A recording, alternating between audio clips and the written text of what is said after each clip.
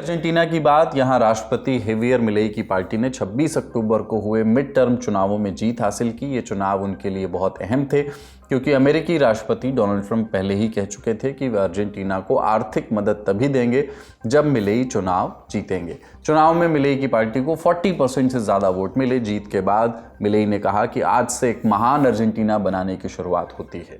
चुनाव में दांव पर निचले सदन की 257 में से 127 सीटें थी, जबकि सीनेट के भी 24 सीटों पर चुनाव हुआ था। इनमें से मिलेई की पार्टी ने निचले सदन में 64 और सेनेट में 12 सीटों पर जीत दर्ज की। बात करें मतदान की तो इन चुनावों में 68% वोटिंग दर्ज की गई, जो अर्जेंटीना में 1983 में लोकतंत्र लौटने के बाद सबसे कम है।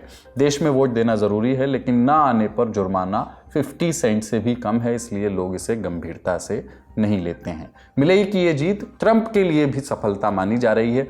उन्होंने खुलकर मिलेई का समर्थन किया था और कहा था कि अमेरिका की 20 अरब डॉलर की फाइनेंशियल मदद इन्हीं चुनावों की सफलता पर निर्भर है। मिलेई को ट्रंप और उनकी मागा सोच का बड़ा समर्थक माना जाता है। वहीं अमेरिका के लिए अर्जेंटीना साउथ अमेरिका में चीन के बढ़ते दबाव को काउंटर करने का जरिया है। मिलेई की कुछ नीतियों की दुनिया में तारीफ भी हुई है। उन्होंने महंगाई को 160% से घटाकर करीब 30% तक ला दिया। इससे गरीबी कम हुई है। सख्त बजट वाली नीतियों की वजह से सरकार को घाटे की जगह सरप्लस मिला है, जिससे अंतर्राष्ट्रीय कर्ज देने वाले खुश हैं। अगली खबर रूस से है। मॉस्को ने दावा किया है कि उसने बुरेवस्तिनिक नाम की एक खास मिसाइल का सफल टेस्ट कर लिया है। खास इसलिए क्योंकि ये मिसाइल न्यूक्लियर पावर से चलती भी है और न्यूक्लियर वॉरहेड ले जाने में सक्षम भी है। रूस के राष्ट्रपति व्लादिमीर पुतिन का कहना है कि इस मिसाइल को आज या आने वाले वक्त में कोई भी डिफेंस सिस्टम नहीं रोक सकता। टेस्ट के साथ साथ रूस ने अपने न्यूक्लियर फोर्सेस की एक बड़ी मिलिट्री ड्रिल भी की। बताया जा रहा है कि मिसाइल ने लगभग 15 घंटे उड़ान भरी और करीब 14,000 किलोमीटर का सफर तय किया। बुरेवस्तिनिक का मतलब होता है स्टॉर्म पेट्रिल, जो एक समुद्री पक्षी का नाम है। इस मिसाइल को रूस सालों से डेवलप कर रहा था। इसे सबसे पहले पुतिन ने 2018 में दुनिया के सामने पेश किया था। नेटो इसे SSC-X9 स्काईफॉल नाम से पहचानता है। इस मिसाइल की सबसे बड़ी खासियत यह है कि ये न्यूक्लियर रिएक्टर से चलती है, यानी इसे ईंधन भरने की बार बार ज़रूरत नहीं पड़ती। ये कई घंटों नहीं बल्कि कई दिनों तक हवा में रह सकती है और दुनिया के किसी भी हिस्से को निशाना बना सकती है।